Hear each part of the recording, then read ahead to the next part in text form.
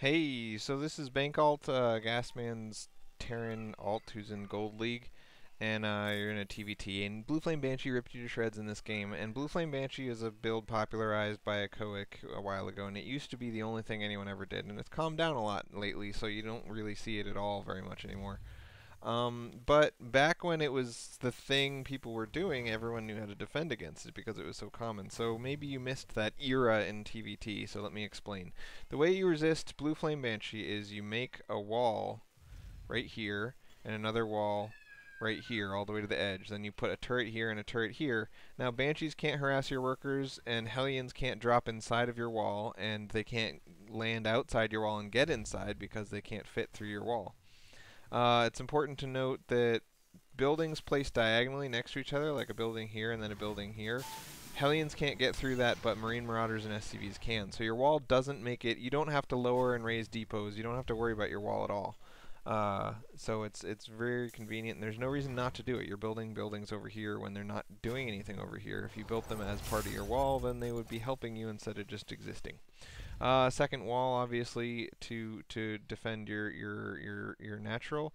On this map, it'd be something like over here with like bunker, and some supply depots, and then here and here to cut off access to your workers, and then put a turret in here and a turret over here, and you can't get in. And the turrets are relatively close to your mineral line, so he can't harass you with banshees either. So, Blue Flame Banshee is ridiculously expensive. The Blue Flame tech alone is a $300 tech, but then each Hellion is $100, and the Medevac is $200, and Banshees have a $400 cloaking tech, and just they're generally expensive and slow to build and so on and so forth. So when someone goes Blue Flame Banshee, that's all he has. The only thing he has, especially in the early game, because he wants to rush to really quickly get this stuff out. And he's just, he's not going to have siege mode, he's not going to have tanks.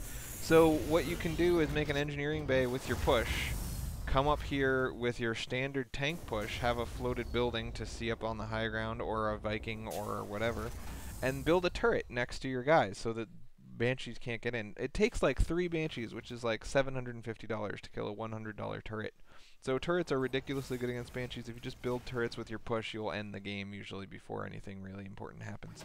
And you don't need to leave anything back home to defend against those Hellions because you have your fortress wall in, and then the next thing that spawns when there's a Hellion drop going on can walk over and kill them, like a Marauder or a tank or whatever. So that's it. Blue Flame Banshee is really easy to deal with if you put your buildings in the right places and make turrets with your attack. So then, I suppose, I mean, the rest of the game came down to the fact that you had no workers anymore because this Blue Flame stuff worked really well. So I don't know that you really even want advice in the rest of the game. So here he comes, all this damage from Blue Flame. Notice he dropped right here and then walked in. If there was a fortress, he couldn't have done that. So all your dudes are slowly chasing this around, and you've lost 26 workers. This isn't the only time he harasses. He harasses with Banshees, he harasses with landed Vikings, he harasses with more Blue Flames coming around the side over there. Lots of harass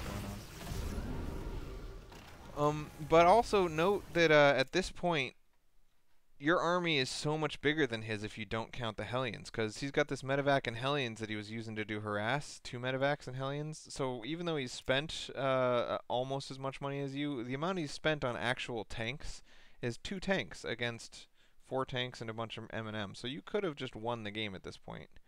I mean, obviously it's hard to get up there. And these are really well-positioned tanks. So, I mean, I don't think you could have pushed through this gap and killed the tanks very easily, but that's the problem with freaking Terran, you know? I mean, it's so easy to defend with tanks against everything. I don't know. I'd say, especially if you sent in like one Marauder and then one Marauder and then all this stuff up the ramp afterwards, you might have been able to take down those 2 tanks. I mean, really, 2 tanks is practically nothing. But it's probably pretty risky. And also, while you're up here harassing his base, he's thinking to himself, I'm just going to hold off with my 2 tanks. Then all my Hellions, they're not going to be very good on defense. I'm going to send them to go harass you again. So that's something you got to worry about, is anytime someone has Medevacs and Hellions, if you do a push, Hellions suck on defense. So they're not going to use their Hellions to defend. They're going to go attack you with their Hellions. So expect that, you know, do a push and leave a couple things behind to handle the Hellions or have the fortress walling. This Banshee killing your tanks, obviously, like I said, turrets, really good against that.